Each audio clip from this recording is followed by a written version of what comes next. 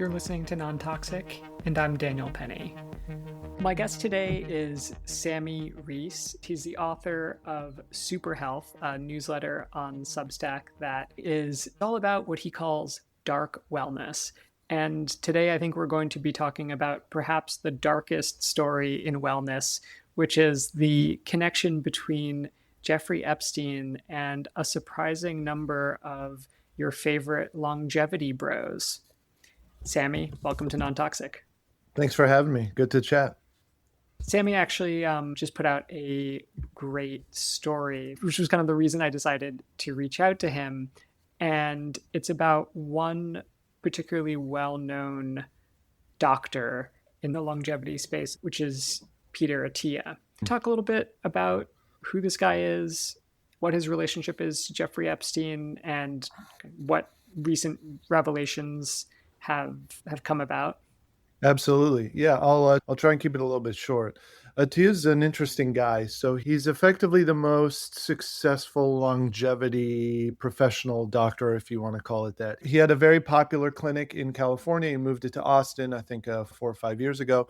He wrote this book, Outlive. It advertises his clinic's beliefs and his kind of belief in medicine 2.0, which is towards a more holistic and research-based, let's say, approach to aging. And effectively, he's one of these guys who there are a lot of these doctors and longevity people who are doing esoteric and strange things, but he has been profiled by 60 Minutes. I interviewed him over at GQ when his book came out, and his work really is a lot of strength training.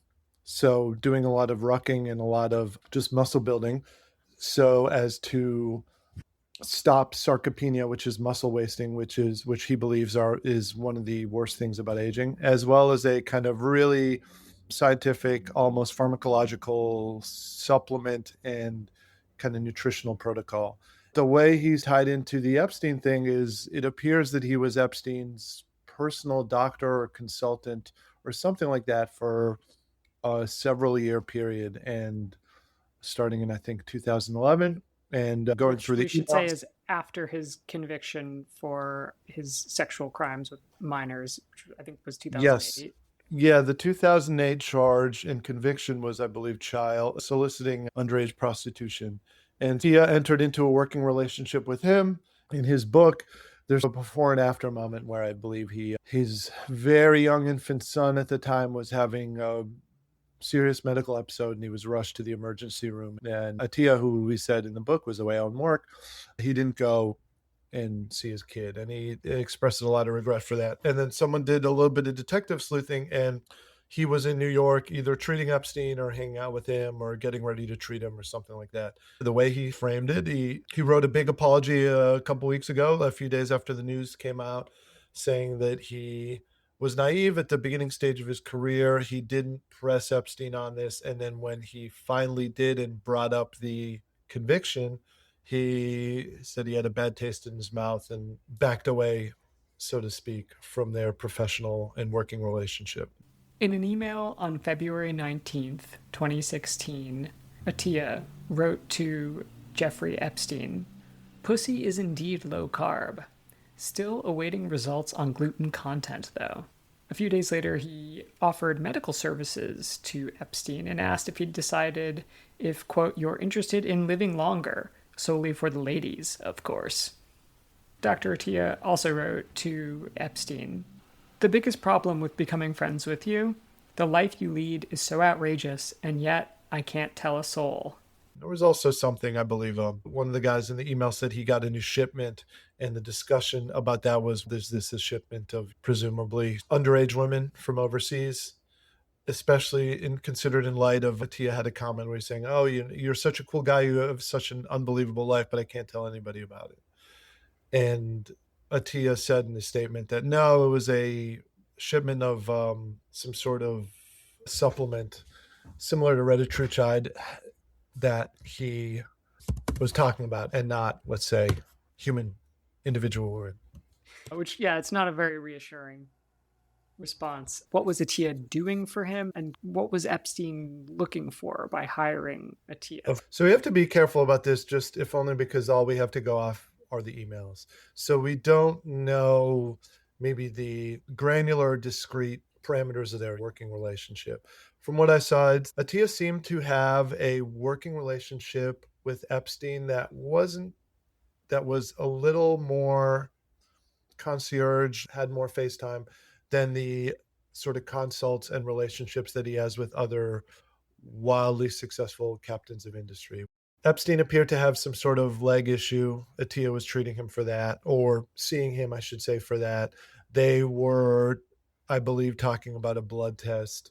Some of the kind of conclusions I jumped to was Tia was known and made his bones bringing successful professional, richer guys, bringing their testosterone levels up, bringing their muscle levels up, putting a scientific and professional framing to effectively maybe something that a good personal trainer would do for someone.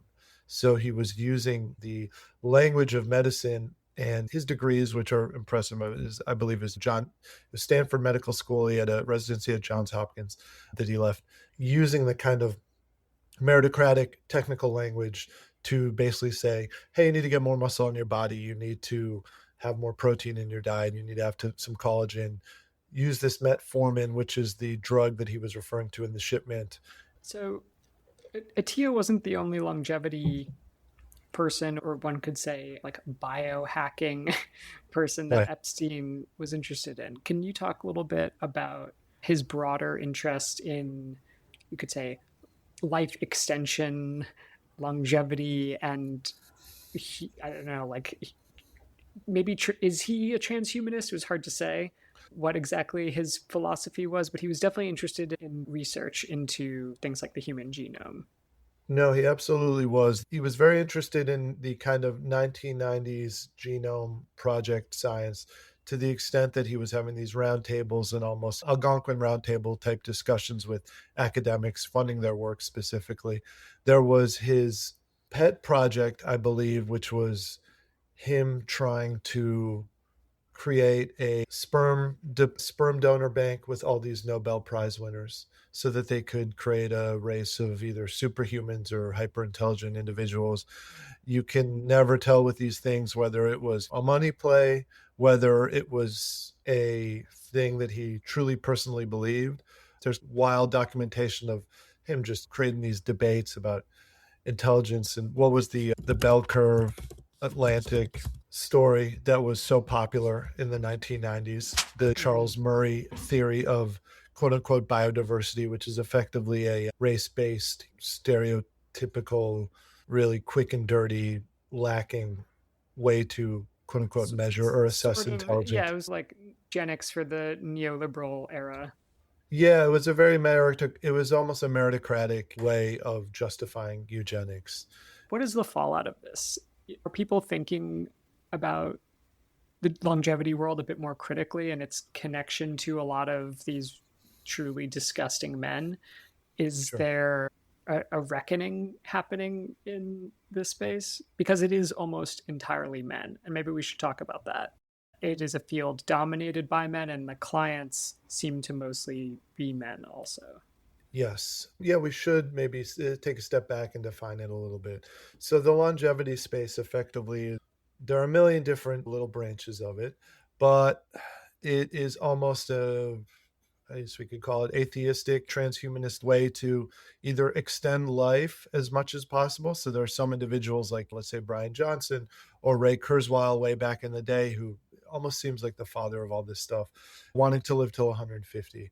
It's part and parcel with science. So you do these things by looking at biomarkers for how individuals age, by cutting down on either communicable or big hereditary diseases, and by biohacking sort of your way into vigorous old age. That's the kind of elevator pitch of what, Brian Johnson is doing, and what Mattia and Kurzweil and even guys like Dave Asprey, who's not really part of that, but he's a biohacker, and he certainly says stuff and writes stuff in his books that can be taken through these individuals. Huberman, I would consider him a Huber, part of this cohort.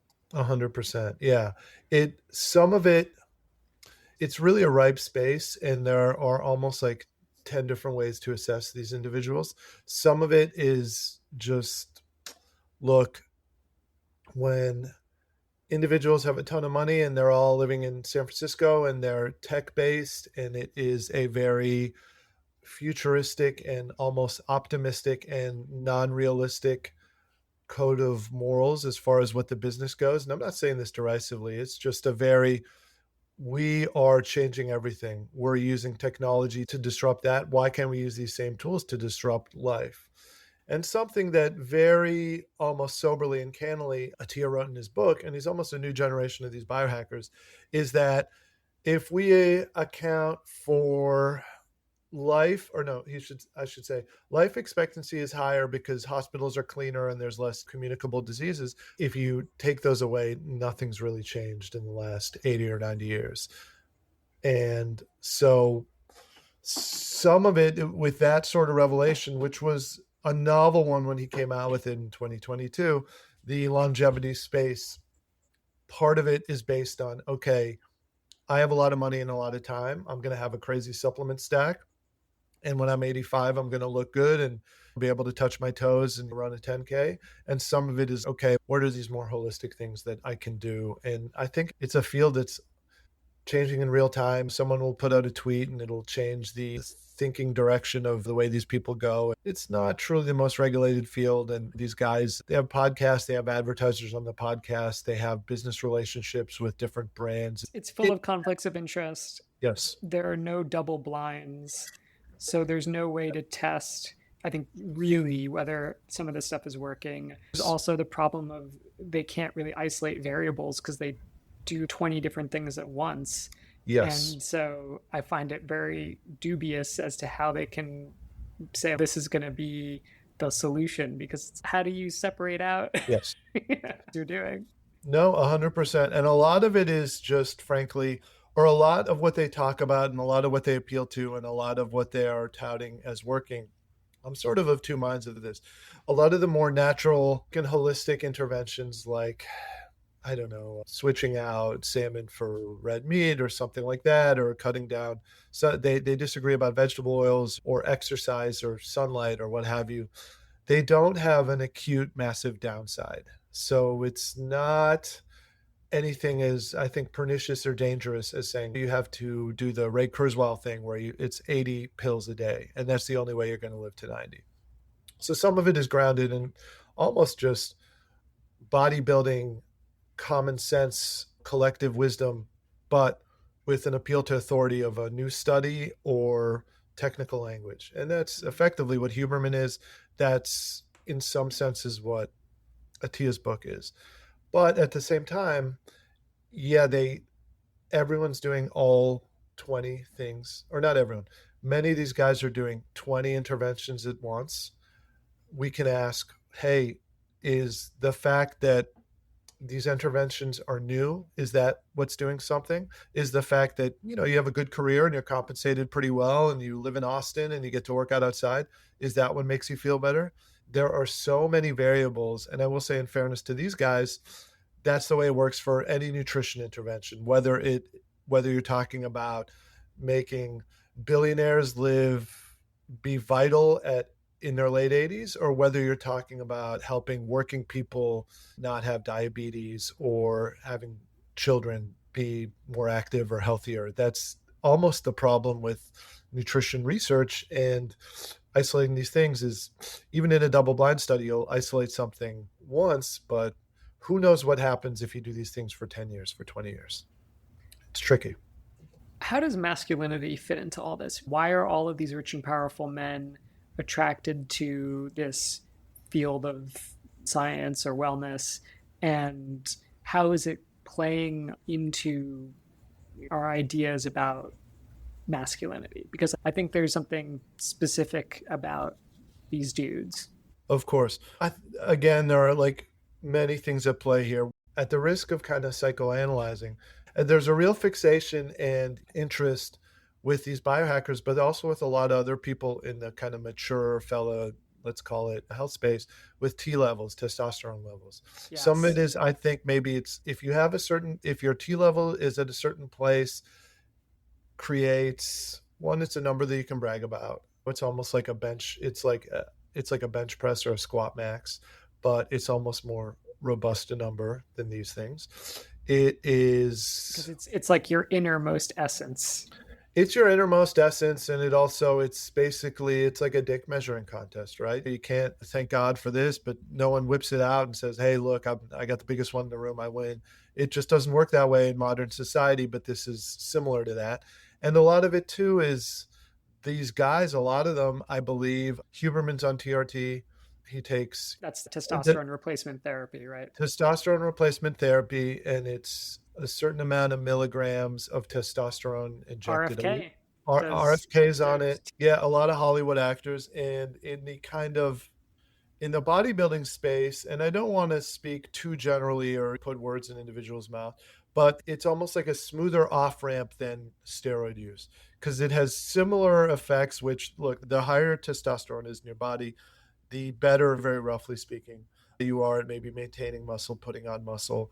And it effectively means that you, not so much, but if you have a, let's say, testosterone rate in 700-800s or something like that, which is maybe we quite should say good. like what is the range? What's normal for someone who's in their, let's say, the average age of some of these guys 50s, right? What I find funny when I look at some of these numbers is they're like the absolute upper end of the what is considered a normal human range. Why is it that everyone needs to be at the absolute?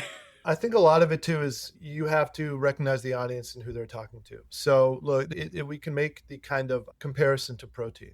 So the before the new health pyramid, you're supposed to get zero point 0.4 grams of protein per kilogram, which is about, I weigh in the 200-pound range. That's about 50, 60 grams of protein a day. So that'll get me through the day, but it's not really enough, according to some studies, some researchers, not 100% truth, to for someone who is involved in strenuous activity, is building muscle or is maintaining muscle, and so on. So the testosterone levels are per, I believe, nanograms per deciliter, which is just how they measure it. And for a guy in their 40s, I have a few different numbers in front of me.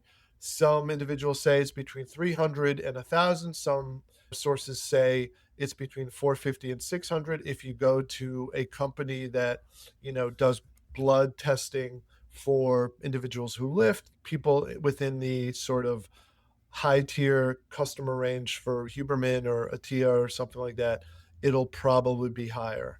So, So they're really outside the range of normal. Let's be honest here. The idea of replacement suggests like you're replacing yes, something that's missing to bring it up to what should be the normal level, of right? course. Yep. That's it's in the name, and that's why it's a therapy, and that's why doctors are allowed to do it because it's meant to address a deficiency.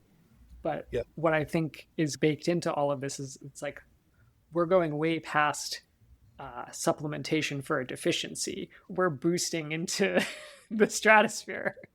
I think that's a fair argument to make. I would say I'm almost sympathetic to where these guys are coming from, if only because I don't, I think it's almost a macro argument. The way the argument for why TRT is quote unquote required, and I don't really believe it's required, but I'm also not weighing in this sense, is that we are living in a naturalistic environment that depresses testosterone levels way below what's normal. There's a lot of blue light. We're not outside. We're staring at screens all day. We're not moving. There is true, let's say, nutritional soil erosion in most of our food. So we're not getting, let's say, the amount of zinc and copper in our meat or something like that, that, our grandparents might have in the 1950s before when things were effectively organic. We are wearing synthetic underwears that is leaching from our natural testosterone, and they're all endocrine disruptors. We're inside, so on and so forth. We're not weight training or sprinting with regularity, and these are things that naturally boost testosterone. My own perception of these things is this is America. If someone wants to shoot their testosterone to the roof, that's fine. The only thing is once you stop taking the needles, it's going to plummet back down. It's not And working. will your testicles naturally lose their That to I can't tell you. because I Yeah. mean that's the case for heavy steroid users, right? Is Yes. that they not only does the number go down, it goes below what it was before they were even using steroids, and Well, they can find themselves in a situation where they are basically producing no testosterone or close to no testosterone at all. I'm happy to look this up and put it in the show notes. I can't speak with true authority on this thing, if only because my kind of editorial MOI is I think there are a lot of natural interventions that people can make to get their, if they care about this, to get their testosterone in a quote unquote normal or vibrant or whatever range. So it's just if you exercise and are outside and you drink out of glass bottles and all these things. And people can be very skeptical about what I'm saying. I don't think I would ever fight for any of these arguments in a New York Times or anything like that. I just think they're all naturalistic, low downside interventions that will probably do something. And when you get to your maybe late 50s and you're doing TRT therapy, to me, some of it is a sign that this is what these individuals are into. They really like working out, and there's ego death when you can't lift what you used to be able to lift 2 years ago, or because they're very rich and successful individuals, they spend maybe a lot of time indoors on the computer having to do work stuff that pays them quite well, but which still mortgages and atrophies their body a little bit. And it almost is and I'm being very soft on these guys, but they're okay. I have more money than time now, and this is how I'm going to make up for it. I do wonder not in a double blind way, but in a classic old school bodybuilding, like kind of n equals one, but you parcel it out way. It's just two guys who are in the same roughly age, have the same rough habits. One guy does all the crazy natural interventions, and the other person does TRT. But even then, some of it is look for individuals with less money and who aren't as advanced in age. GLP-1 use and peptides and all these things are going through the roof. So some of it is just it's hard to call these guys who are millionaires or captains of industry who's workers, but we're all workers. We all work maybe a little too much. We don't live like the Greeks do. We don't work out 2 hours a day, and we create interventions to make up for the fact that everyone is maybe working all the time or drinking a lot or not sleeping enough or something like that. What has the fallout been in the longevity space of the Epstein stuff? Just to wrap it up, like Yeah, how does how have people been talking about it? it's just individuals cashing in. That's what I've seen most of it because they're, and again, I don't want to psychoanalyze, but Attia was the guy out of all these people who truly crossed over into the Fortune 500 CEOs' He'd pockets. just been But hired by CBS. yes, he was hired by CBS and they're keeping him on, which is just pretty hilarious. So when it came out with this, there were a lot of, to be fair, it's fair game, but posts just kind of, hey, I interviewed this guy on my podcast 6 years ago. I knew something was up with him and I should have said something and I apologize that I didn't. Or just, hey, this guy is a scam artist. He always was. Or there were also a few posts that were a little bit more thoughtful that were saying, hey, this is the problem with longevity. It just is a way for septuagenarian rich men to feel better as they age. But my kind of To back feel of the end better and keep their dicks hard. and keep their dicks hard and just do well for their young girlfriends or whatever, which to be fair, people that's almost the oldest story in the book. That's the way it's always been. But the way I read all these criticisms were just, hey, look, this guy really fucked up, and I'm going to use that as an excuse to sell whatever it is I'm selling, to sell my program, to sell my opinions of the way medicine. And most of the critiques around it were just centering their own creators and saying, hey, this is how I'm selling health. This is why he fucked up. People are just jockeying for position. I think so. It's a free for all, and to be fair, it's just look, he crossed the line. The having having that much of an association with Epstein is foul, and having the almost unprofessional, like loving, fawning way he talked about him, it's just this guy is a grown man. In his apology, he was just like, if I'm the man I am now would never have done this. Be like, dude, you were born in the 1960s, man. Like, you're You're the like, same man. Sammy, thanks so much for coming on Non-Toxic. thank you. I would recommend listeners check out Super Health, which has some really good deep dives into some alarming, seemingly esoteric, but increasingly mainstream ideas about health. I think often it's in these spaces things percolate, and then suddenly you have RFK Jr. running health policy for the entire country. So sometimes these internet weirdos become extremely powerful and influential people. All right, Sammy, thanks so much for coming on the pod. And yeah, I'll keep an eye out for more updates. Thanks so much. And that's it for this episode of Non-Toxic.